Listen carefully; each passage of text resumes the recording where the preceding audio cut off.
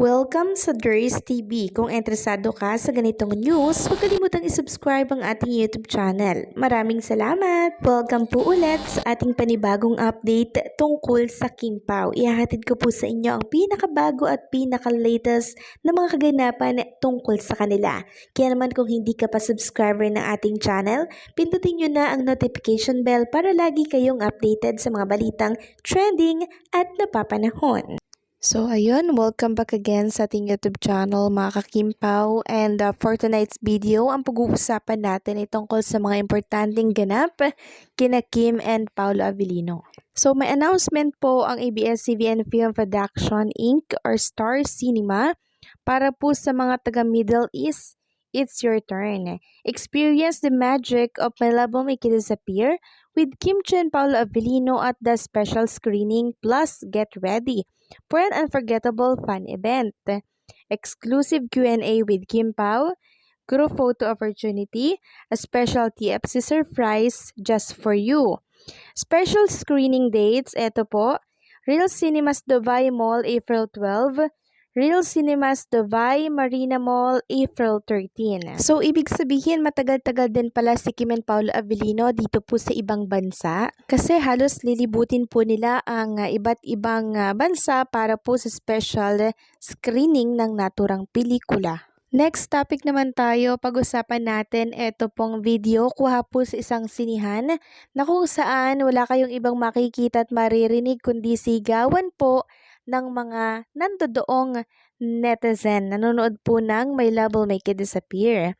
Sabi nga dito na nag-post, kalmahan nyo lang mga te. Ako yung napagod para sa mga lalamunan nyo eh. Robinson's Iligan City, sa nakapanood niyan alam na anong siniyan. Pangalawang nood na at the same day akala yata nasa concert sila. So, grabe po yung kilig nila mga kakimpaw, no? Talagang to the highest level. Kaya sa mga fan na talaga namang hindi pa nakakapanood, naku, wag na wag nyo pong palalagpasin ito nang hindi po kayo nakakapanood. Samantalang next topic naman tayo, pag-usapan natin itong nilabas na video ni Kim and Paolo Avellino para po yan sa lie detector test na matagal na pong inaantay ng marami. So, isa ito ngayon sa pinag-uusapan. Ako talaga napanood ko po yung buong video na yon dito po sa YouTube, and talagang ina-analyze ko po lahat ng sagutan ni Kim and Paolo Avellino. So, isa po kasi ito sa pinag-uusapan ng mga netizen. Katunayan po niyan, trending ang isang katanungan doon kay Paolo Avellino na nagkaroon ng ibang kahulugan para po sa iba. So, ano ba yung katanungan na yon mga kakimpaw? Sabi po kasi doon, do you see yourself settling down in the near future? Yan po ang katanungan ni Kim. Yan po yung nabunot niya. And tinanong niya po kay Paolo Avellino. Sabi ni Kim, yes or no lamang ang sagot. Pero since maingat pong tao si Paolo Avellino, ang sinagot niya po ay maybe. Yun po ang pinaka-safe na answer for Paolo Avellino, no? Para po syempre hindi magkaroon ng bashing yung isasagot niyang yes or kung isasagot niyang no. Kaya doon lang siya sa gitna. Maybe. Ngayon, umani po ng batikos dito si Paolo Avellino. Meron akong mga nabasa na para daw walang plano si Paolo Avellino na magpakasal at magseryoso dito kay Chinita Princess. Yan po ang aking mga nababasa, sinasabi ko lang ha. Pero syempre, ang take ko dito sa sagot na to ni Paolo Avellino ay para lamang po safe. Wala pong rason para magalit kay Paolo Avellino sa sagot niyang maybe. So, ito po kasi yung ilan sa mga komento sa naturang video. Paolo's answer about settling down was the safest answer. Yes, since he's been through a lot of failed relationship at nagkaanak pa nga.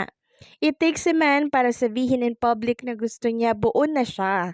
He knows that people expect him to be the perfect future husband to Kim. And he don't want people to be disappointed of him, lalo na ayaw niyang ma-disappoint si Kim. Let's give him a chance to fix himself first.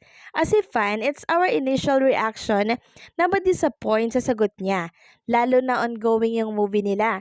Let's just support their works and bonus na lang talaga if meant to be sila in the near future. Sabi naman ng isa, judgmental ka lang po. Wala pong ginawa at sinabing mali si Pao. Realistic siya, protective. Di niya ugali isali personal niya na buhay sa promotion.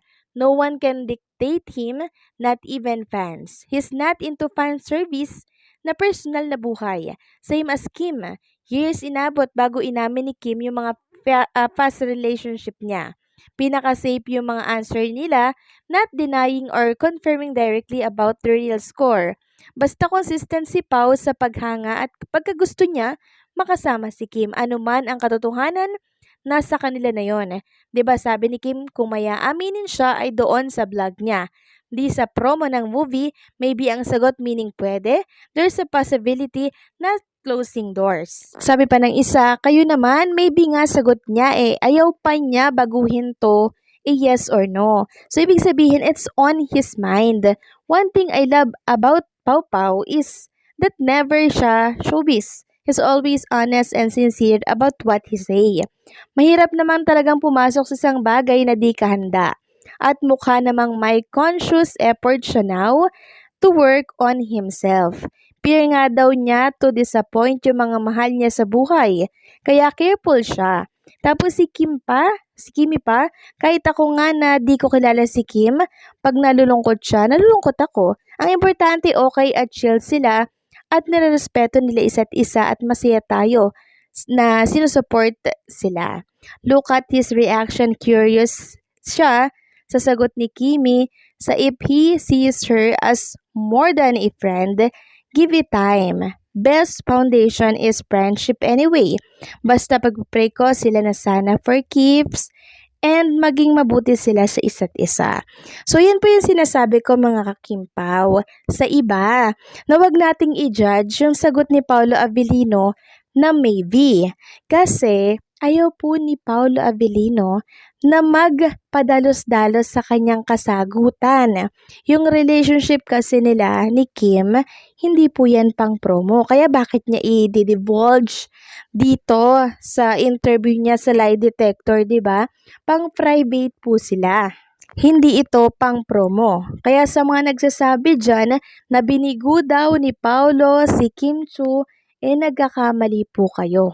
Dahil si Kim at Paolo Avellino lamang po ang nagkakaintindihan kung ano talaga ang real score at kung ano talaga ang plano nila sa isa't isa. Hindi po nila yan pwedeng ipangalandakan sa publiko.